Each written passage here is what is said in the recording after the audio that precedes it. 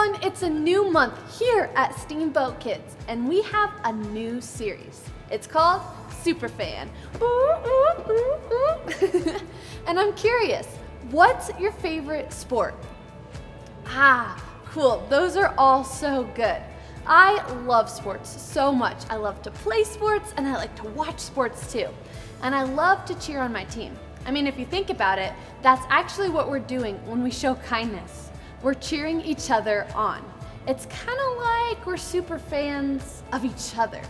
You see, kindness is showing others they are valuable by how you treat them. We need to show kindness to the people all around us. We need to let people know that we're big fans of them with the words we say and the things we do. There's an important reason why we should do that, which is actually what we're going to learn in today's Bible story.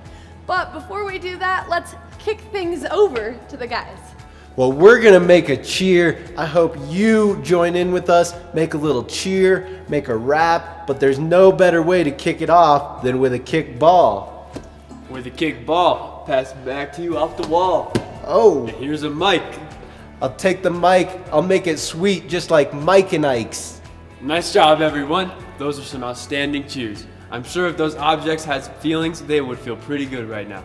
Let's take some time to jump over to Anya. Hey everyone, this month is all about kindness. We talked a little about what kindness is all about. Kindness is showing others they are valuable by how you treat them. It's really important for us to show kindness to the people around us, but that's not always easy, is it?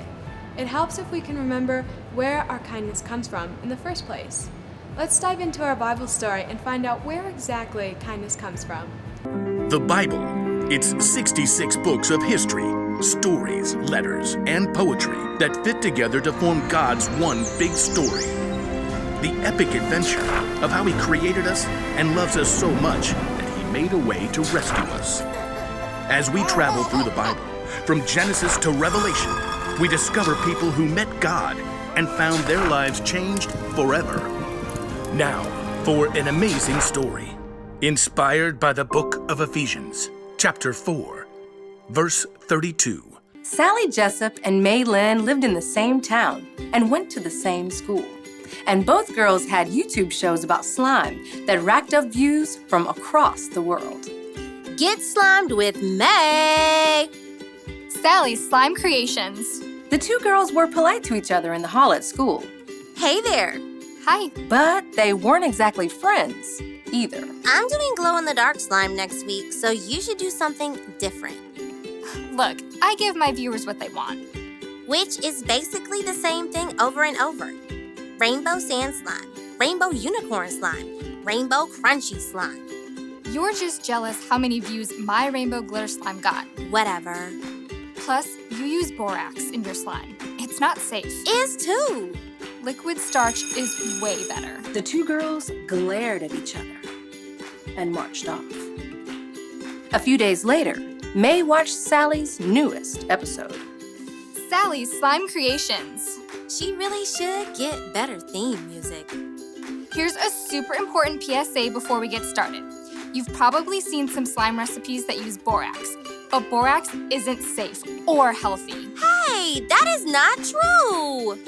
I know there's another YouTube show telling you to use borax for the best slime, but in my opinion, you should just unsubscribe to that channel. What? And now it's time for some rainbow fluffy slime. You have got to be kidding! Sally just told thousands of people to stop watching my show! Well, I am unsubbing her right now. May couldn't stop thinking about what Sally had done. I cannot believe her! In the cafeteria at school the next day, Sally walked over to where May was sitting with some other friends at the lunch table. Can I sit here? No way! She can't sit here! When Sally spilled her backpack at the lockers, Oh no. May pretended not to notice and marched right on past. That evening, when May recorded her next episode, she had an announcement of her own. Today on Get Slimed with May, I've got an amazing guest to tell us all about the science of slime. But first, I need to warn you about another slime channel. Someone's telling you not to use borax. Well, you should hit unsubscribe fast because she's a liar. Borax is completely safe and makes the best slime. Now it's time to welcome our guest, Wendy Newton. She's a chemistry expert. May switched to a split screen with her guest, a middle-aged woman with wild curly hair and sleepy eyes. Hi, Wendy. Welcome to the show. I'm honored to be here. I gotta ask, you think borax is the best thing to use for slime, right? Borax is great if it's used correctly. I think God has given each of us the smarts to look up safety guidelines and be wise about it. Oh, yeah, of course. So let's get down to it. You're a chemist. How cool is that? You could say we're all chemists. I mean, just baking brownies is chemistry. That's right. What kind of chemistry are you whipping up for your dinner? Oh, well, it's actually, 3 a.m. here. Wait, what? I'm in Dubai right now. But that's like halfway around the world, so it's night. I am so sorry. I woke you up. It's all right. You said that in your email. I forgot. It's okay, really. You're being so nice about it. Hey, kind is cool. There's this verse in the Bible from the book of Ephesians. It's kind of my motto. Be kind and tender to one another. Forgive one another, just as God forgave you because of what Christ has done. May frowned. She had to admit she wasn't always great at being kind when someone made her angry. Look, I've messed up so many times, and God has wiped the slate clean every single time. That makes it a lot easier to forgive when other people make mistakes. Like calling in the middle of the night? Hey, aren't we a little off topic from slime? I think I'm gonna have to restart this recording. I said some stuff about someone else I need to delete. And how about I call you back in the morning? I mean, my morning, your afternoon. That sounds fantastic. May leaned back in her chair and released a long breath. I haven't been very kind. At all. Even a little. Grabbing her phone, May started a DM to Sally. Hey, I'm sorry about the lunch table thing. I think rainbow slime is pretty cool. Maybe we should do a show together sometime. May wasn't sure how Sally would respond, but she did feel better knowing that she'd taken the steps toward being kind, instead of focusing on payback.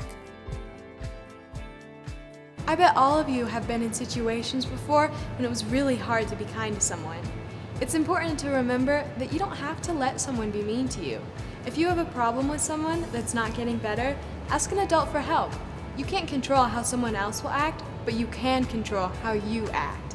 Instead of acting the same way back, you can decide to show kindness. It all starts when you remember why you should be kind in the first place. Bottom line, be kind to others because God is kind to you. When you don't feel like being kind, you can ask God for help. Think about how kind God was to you when He sent Jesus for you. That will help you remember to show kindness even when it's difficult. It's so important for us to show kindness, even when it's tough, even when people really don't deserve it. Even in those times, we can choose to be kind with God's help. After all, God Himself gave us the best example of kindness.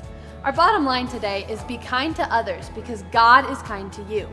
God sent Jesus to be our Savior. Because of what Jesus did on that cross, we know that God will forgive us every time we mess up. That's why we can always trust God to show us kindness. And we can choose every day to show His kindness to other people. We have a really cool memory verse this month. So I want to hand it over to Grace so that she can teach us all about it. Hey everyone, our memory verse this month comes from another one of Paul's letters, Colossians. It's Colossians 3:12. You are God's chosen people. You are holy and dearly loved. So put on tender mercy and kindness as if they were your clothes. Don't be proud. Be gentle and patient. Colossians 3:12. Did you hear that? Put on tender mercy and kindness as if they were your clothes. You have to choose to put on kindness. You can choose the way you're going to treat other people every day. You can choose to treat others the way you want to be treated. You can do that when you remember how kind God has been to you. So, when you're having a hard time with someone, you don't have to wait for them to apologize. You can make the first move. Treat them with kindness, just like God has shown you. Choose to be kind, even when you don't want to be. Go find your parents and talk about different ways we can show kindness. And we'll see you next week, Steamboat Kids.